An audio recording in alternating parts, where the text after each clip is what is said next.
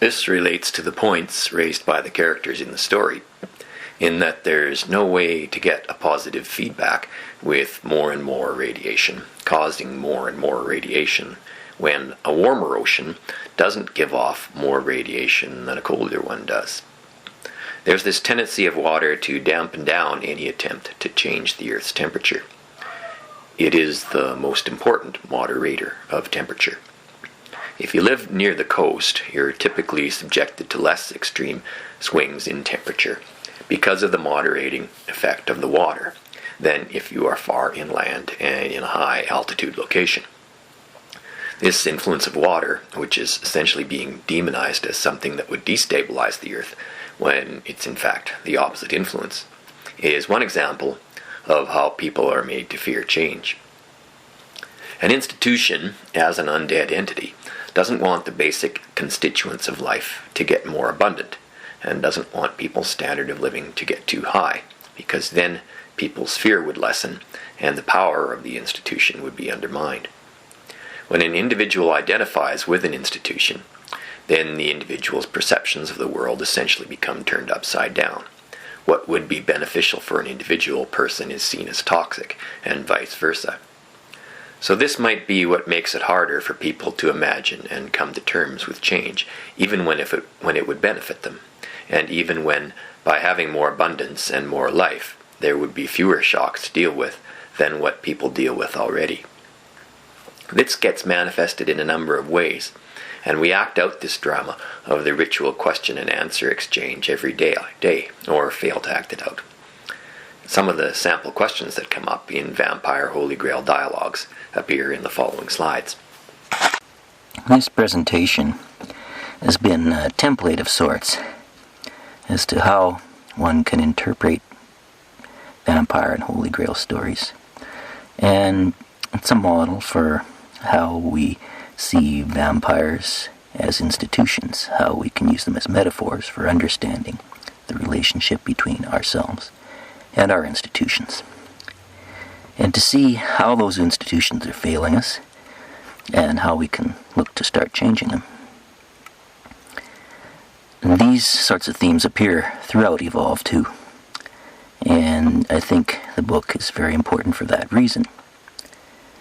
Society is a collection of mutually agreed upon fictions.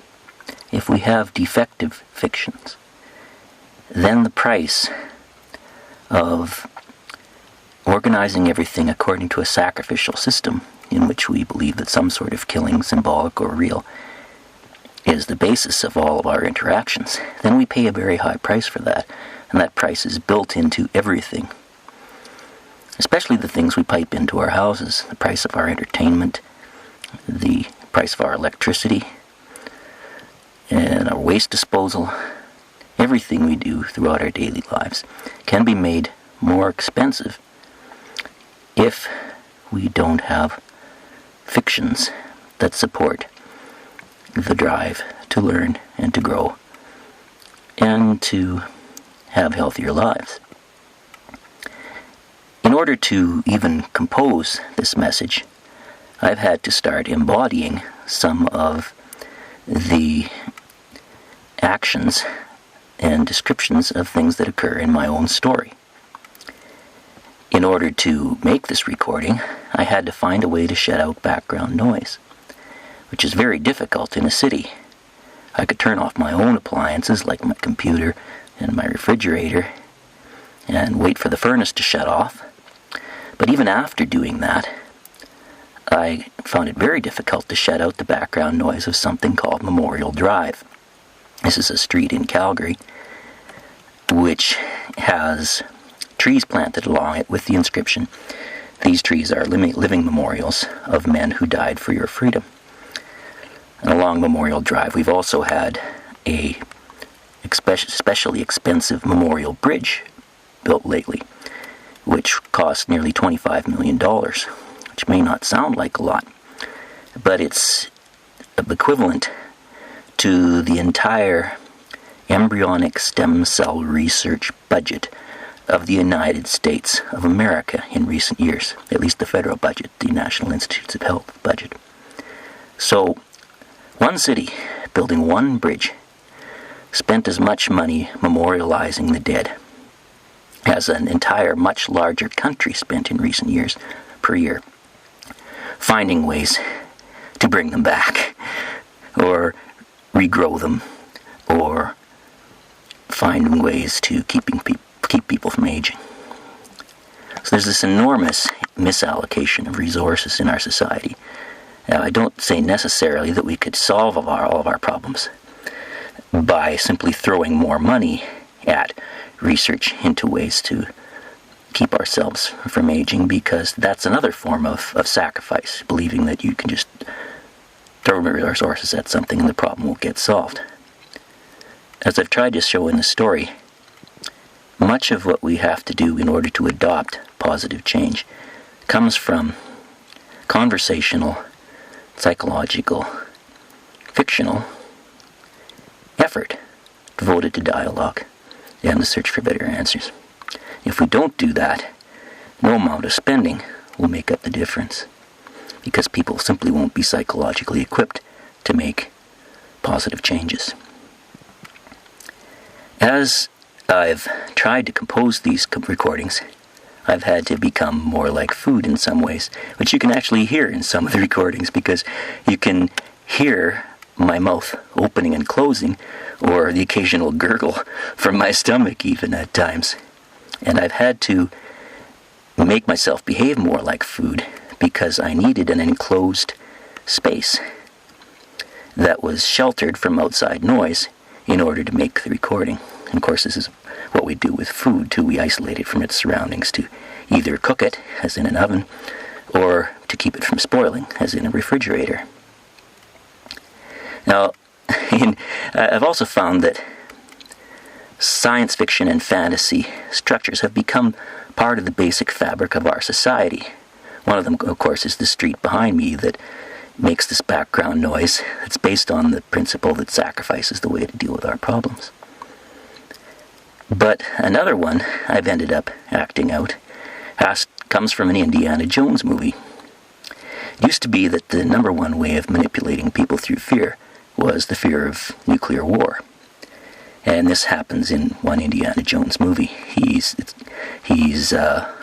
been having a battle with the Russians over the course of the night, and he wakes up the next morning after running away from them in a mock-up village from the 1950s.